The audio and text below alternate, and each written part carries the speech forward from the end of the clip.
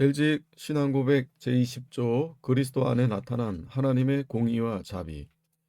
우리는 완전히 자비롭고 의로우신 하나님께서 그의 아들을 보내사 불순종이 저질러졌던 그 본성을 취하게 하시어 그로 하여금 그 동일한 본성으로 속상하게 하시고 가장 쓰라린 고통과 죽음으로써 죄의 형벌을 받도록 하신 것을 믿습니다.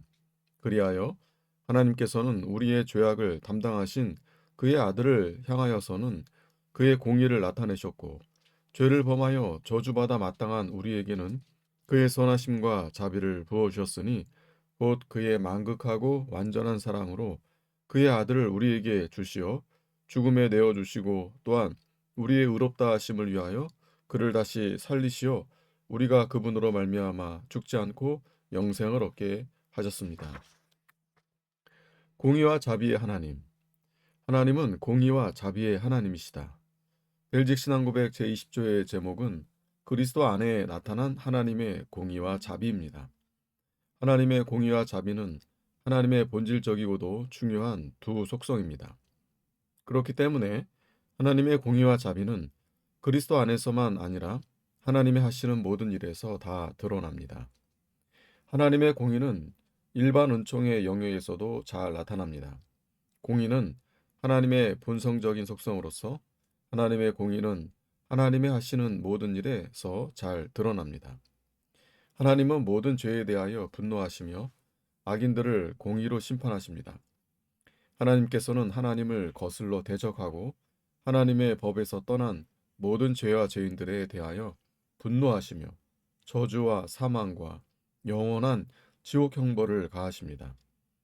단순히 지옥의 형벌로만 벌하시는 것이 아니라 금생의 세상 역사 가운데에서도 하나님은 통상적으로 일반 섭리를 통해 악인들이 심판을 받도록 하십니다. 물론 못된 짓을 하고도 교묘하게 법망을 피하거나 처벌을 받지 않는 사람들도 있고, 악한 폭군이나 독재자 같은 악한 정권들도 권세를 잡고 얼마 동안 흥황하기도 하지만 결국에는 양심과 법과 역사의 심판을 받습니다. 하나님은 선인들에게는 복을 주시고 사랑해 주시고 흥왕케 하시지만 악인들에게는 분노하시고 저주하시고 풀과 같이 쇠하게 하십니다. 그러므로 하나님의 공의는 어떤 면에서 보면 참으로 좋은 것입니다. 사람들은 하나님의 공의를 두렵고 무서운 것으로만 생각하는 경향이 있는데 사실은 반드시 그렇게만 생각할 필요는 없습니다. 참된 공의가 없는 이 세상을 살아가는 곤고한 하나님의 백성들에게 있어서 하나님의 공의는 오히려 반가운 소식이 됩니다. 하나님의 공의를 생각할 때 하나님의 뜻을 따라 계속해서 믿음을 지키고 선을 행하고자 하는 우리의 선한 의지가 격려를 받아 꺾이지 않을 수 있습니다. 하나님의 공의는 신자들의 선행을 격려하며 신자들의 소망을 북돋아 줍니다. 하나님의 자비 역시 일반 은총의 영역에서 많이 드러납니다. 하나님께서는 악인과 선인에게 해를 비추게 하시고 의로운 자와 불의한 자에게 동일하게 비를 내려주십니다. 하나님을 믿지 않는 사람들에게도 먹을 것과 마실 것과 입을 것을 주십니다. 하나님은 사람에게만 자비를 베푸시는 것이 아니라 땅의 짐승들과 공중의 새들과 그 새끼들도 먹이시고 길러주시며 들풀에게도 양분을 공급하시고 아름다운 꽃을 피우게 하십니다. 하나님은 자비와 긍휼이 참으로 풍성하신 분입니다. 하나님은 참으로 자애로운 분입니다. 세상의 역사를 살펴보아도 하나님이 얼마나 자비하신 분이신지를 알 수 있습니다. 인간이 넘치는 악을 짓고 살아도 하나님은 이 세상을 진멸하지 않으시고 자비를 베풀어 주십니다. 또한 이스라엘의 역사를 살펴보아도 하나님의 자비가 잘 드러납니다. 하나님께서 아브라함과 이삭과 야곱을 택하시고 이스라엘 백성들을 선민으로 삼으셔서 애굽에서 구출하여 주신 것을 보면 하나님의 자비가 얼마나 큰가 하는 것을 볼 수 있습니다. 이처럼 하나님은 공의와 자비의 하나님이십니다. 그리스도 안에 나타난 하나님의 공의와 자비. 벨직 신앙고백 제20조는 하나님의 공의와 자비가 그리스도 안에서 가장 잘 나타나고 드러난다고 말씀합니다. 벨직 신앙고백 제20조가 그리스도에 관해서 이야기하던 중에 갑자기 하나님의 공의와 자비에 대하여 언급하는 이유는 무엇입니까? 왜냐하면 하나님의 공의와 자비는 우리가 그리스도의 복음을 이해하는 데 있어서 매우 중요한 내용이 되기 때문입니다. 하나님의 공의와 자비를 이해하지 못하면 우리는 복음의 논리를 이해할 수 없습니다. 그리스도께서 왜 이 땅에 오셔야 했고, 그리스도께서 왜 죽으시고 부활하셔야 했는지, 우리가 왜 예수님을 믿어야만 구원을 받을 수 있는지, 그 복음의 논리를 이해하기 위해서는 하나님의 공의와 자비에 대해서 잘 알아야 합니다. 특별히 그리스도 안에 나타난 하나님의 공의와 자비를 잘 알아야 합니다. 하나님의 공의와 자비가 가장 극명하게 드러나는 곳은 그리스도 안이기 때문입니다. 벨직 신앙고백 제20조는 먼저 하나님의 공의를 말합니다. 하나님의 공의는 모든 죄와 죄인들에게 죄값을 치를 것, 곧 저주와 형벌을 요구합니다. 죄에 대하여 죄값을 요구하시는 것, 그것이 하나님의 공의입니다. 우리는 하나님의 저주와 지옥 형벌을 받아 마땅한 자들이었습니다. 하지만 자비하신 하나님께서 그 저주를 우리에게 부으신 것이 아니라 하나님의 아들이신 그리스도에게 담당시키시고 그를 죽음에 내어주셨습니다. 이것이 하나님의 자비입니다. 그래서 벨직 신앙고백 제20조는 하나님의 공의를 말한 뒤에 곧 바로 하나님의 자비를 말하고 있습니다. 하나님의 공의는 죄인이 죄값을 치를 것을 요구하고 하나님의 자비는 죄인들의 죄를 용서하고 구원할 것을 요구합니다. 하나님의 공의도 만족되고 하나님의 자비도 만족되어야 하겠는데 이것이 어떻게 가능하겠습니까? 하나님의 공의와 자비는 어디에서 모두 만족될 수 있겠습니까? 하나님의 공의와 하나님의 자비는 하나님의 아들 예수 그리스도의 십자가에서 완전한 만족을 봅니다. 하나님께서는 그리스도의 십자가에서 하나님의 공의도 만족되게 하시고 하나님의 자비도 만족되게 하셨습니다. 그러므로 우리는 그리스도 안에 나타난 하나님의 공의와 자비에 대하여 잘 알아야 합니다. 하나님의 공의와 하나님의 자비 사이의 관계를 잘 이해할 때 우리는 복음의 논리를 잘 이해할 수 있게 됩니다. 그래서 벨직 신앙고백 제20조는 복음의 핵심적인 내용인 그리스도의 사역을 소개하기 전에 먼저 하나님의 공의와 자비에 대해서 다루고 있는 것입니다. 하나님의 공의는 인간이 하나님 앞에서 죄인이라고 선언합니다. 하나님의 공의는 죄 지은 인간에게 죄값을 요구하십니다. 그리고 하나님의 의는 만족되어야 하기에 우리는 우리 스스로든 아니면 다른 이에 의해서든 죄값을 완전히 치러야 했습니다. 그런데 문제는 우리 스스로는 하나님의 의를 만족시킬 수 없으며 그 어떤 사람이나 피조물도 우리 대신 하나님의 영원한 진노의 짐을 감당할 수 없다는 데 있습니다. 그리하여 하나님께서는 인간의 무능과 비참을 아시고 죄 없으신 그의 영원하신 독생자 하나님의 품속에 독생하신 하나님이신 그리스도를 우리에게 보내시기로 작정하시고 그분께서 친히 우리를 대신하여 하나님의 공의의 요구를 만족하게 하시기 위하여 우리의 모든 죄짐을 그에게 담당시키시고 그를 죽음에 내어주신 것입니다. 하나님께서 그의 독생자를 죽음에 내어주셨다는 사실은 하나님의 준엄한 공의의 표현입니다. 하나님의 아들이 인간의 죄를 대신 담당하게 되었다고 해서 죄에 대한 하나님의 공의의 요구를 유야무야시킬 필수는 없었습니다. 그리스도께서는 하나님의 아들이시라도 죄인들을 대신하여 하나님의 진노의 형벌과 저주의 죽음을 당하셔야 했습니다. 하나님은 그의 아들의 죽음에서 자신의 공의를 온 세상에 나타내시고 선포하신 동시에 우리를 위하여 그리스도를 죽음에 내어주신 바로 거기에서 만극하신 하나님의 자비와 사랑을 또한 확증하여 주셨습니다. 하나님께서는 독생자를 죽음에 내어주심으로써 그가 우리를 얼마나 사랑하시는지를 보여주신 것입니다. 그리하여 가장 잘 어울리지 않을 것처럼 보이는 하나님의 이 두 속성인 하나님의 공의와 하나님의 자비가 바로 그리스도 안에서 만나서 입맞추게 되었습니다. 그리스도의 십자가에서 하나님의 공의도 만족되고 하나님의 자비도 만족되었습니다. 그리스도의 십자가에서 하나님의 공의도 확증되었고 하나님의 자비도 확증되었습니다. 참으로 기이하고 신비하고 놀라운 일이 일어나는 것입니다. 그러므로 그리스도 안에 나타난 하나님의 공의와 자비를 이해하지 못하고서는 복음의 논리를 이해할 수 없는 것입니다. 하나님의 공의와 자비가 그리스도 안에서 만족되었다. 하나님의 공의와 자비는 그리스도 안에서 만족되었습니다. 도르트 신경의 둘째 교리는 그리스도의 속죄 사역을 다루면서 제일 먼저 하나님의 자비와 공의를 이야기하는 것으로 시작합니다. 제1조 하나님의 공의가 요구하는 형벌. 하나님은 가장 자비로우실 뿐 아니라 가장 공의로우십니다.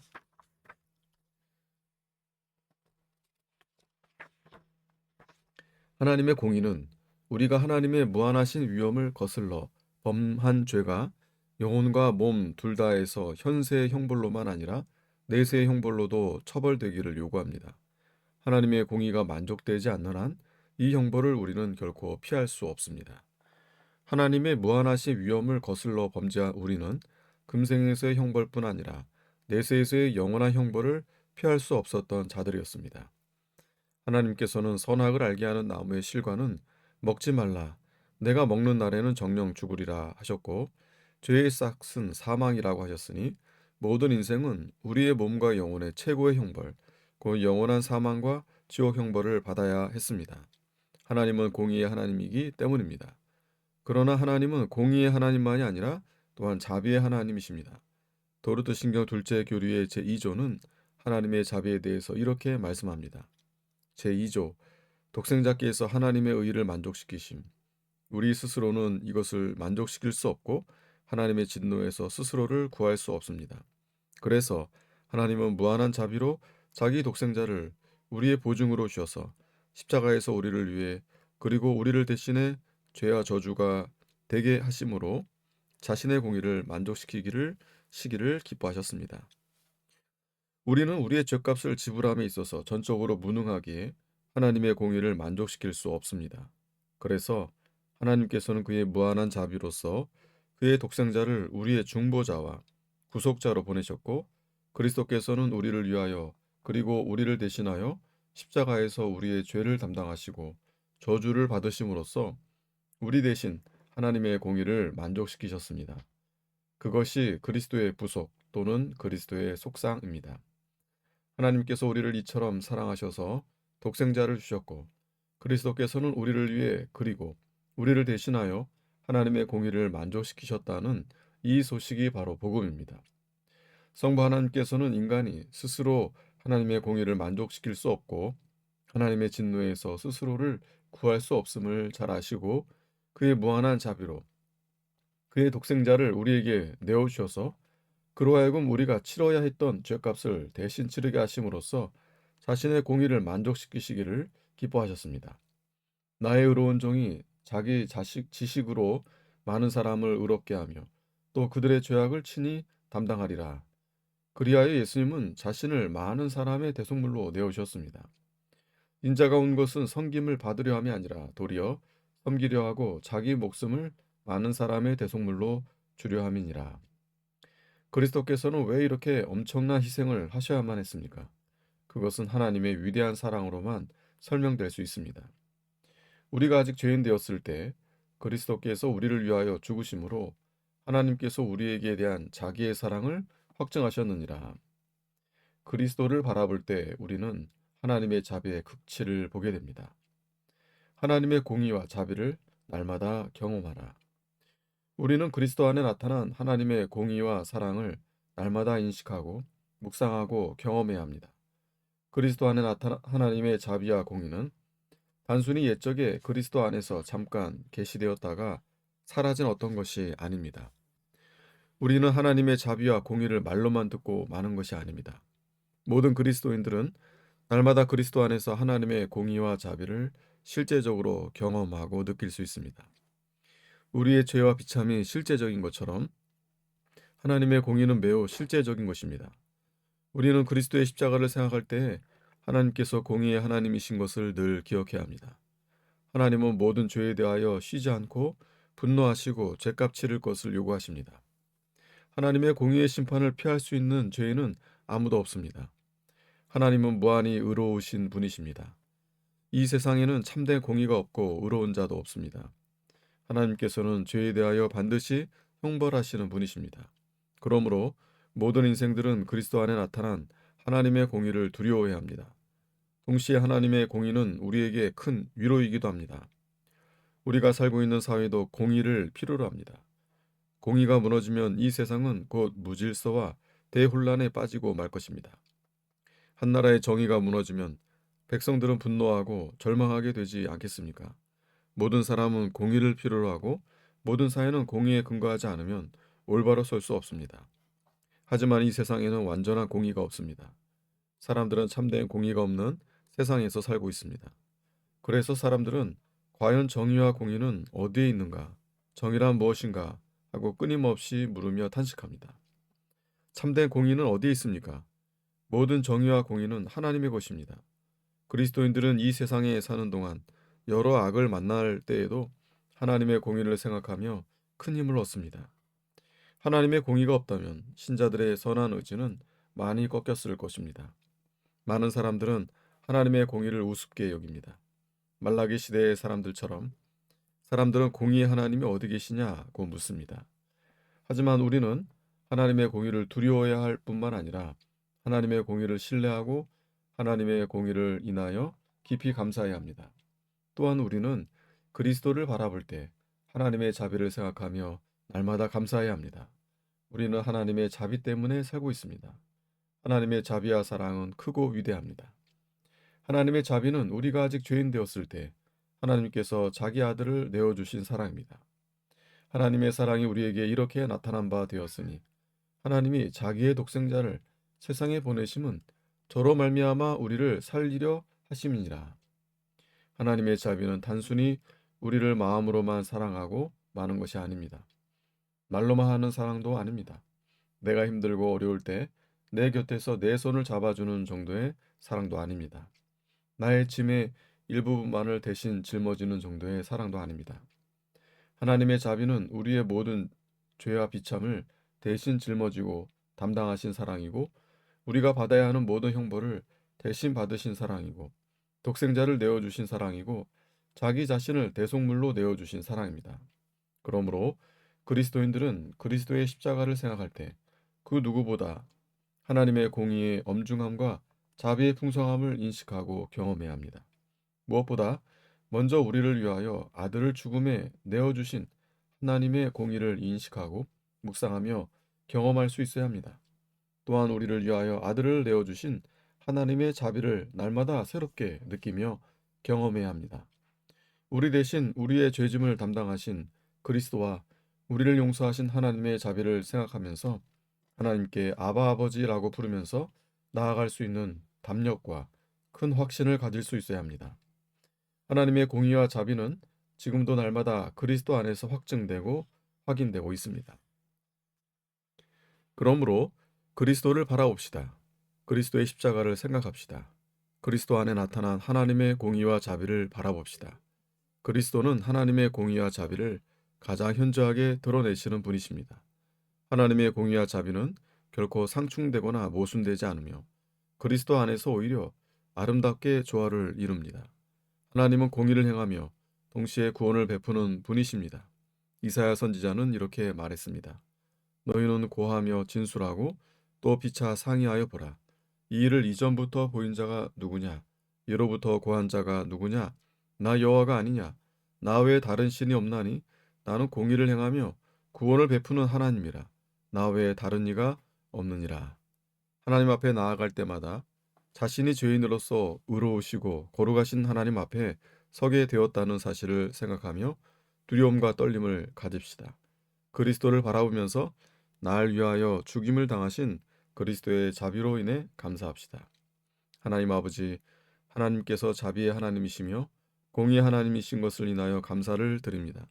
하나님의 영원한 진노와 저주와 지옥 형벌을 피할 수 없었던 우리였지만 하나님께서는 또한 자비하셔서 하나님의 독생자 우리 주 예수 그리스도를 보내주시고 우리를 위하여 아들을 죽음에 내어주셔서 하나님의 공의를 만족시키시고 우리는 하나님의 만극하신 사랑을 따라 그리스도를 믿는 믿음으로 구원을 받게 해주신 것을 감사합니다. 모든 인생들이 하나님의 공의와 자비가 입맞추는 그리스도의 십자가로 나아와 죄짐을 벗고 그리스도 안에서 참된 안식과 위로를 얻게 하여 주시옵소서.